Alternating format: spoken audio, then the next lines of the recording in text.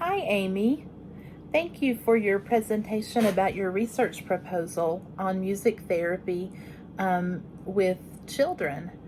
And I am very anxious to see what that study brings out because as I've worked with children, I've noticed that a number of them use music as a coping mechanism, and it's very helpful to them. So I think when integrated with therapy, it may have very positive results. It's very exciting. Um, with the research that you've done, it sounds like that there is definitely a precedent for it, and it's going to be interesting to see what the difference is in the control group versus your treatment group.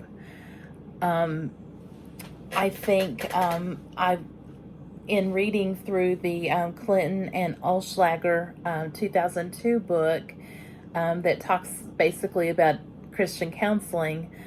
It talks about, in the principles section, in the child therapy section, it talks about that, sometimes children need to like work through things and explore things, in kind of a different way in the therapeutic process. And they actually point out that it's not always necessary to use verbal acknowledgement.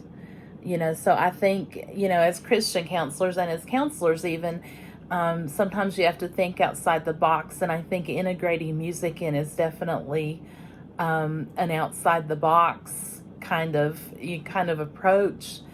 And I think it fits within this framework. I think as Christians, we have to look at people and love them, where they're at, and that includes children. And children don't always respond the same way in therapy that adults might.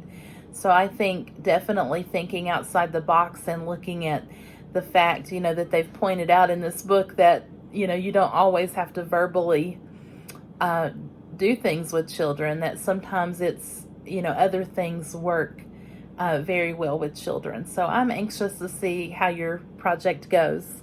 Thank you.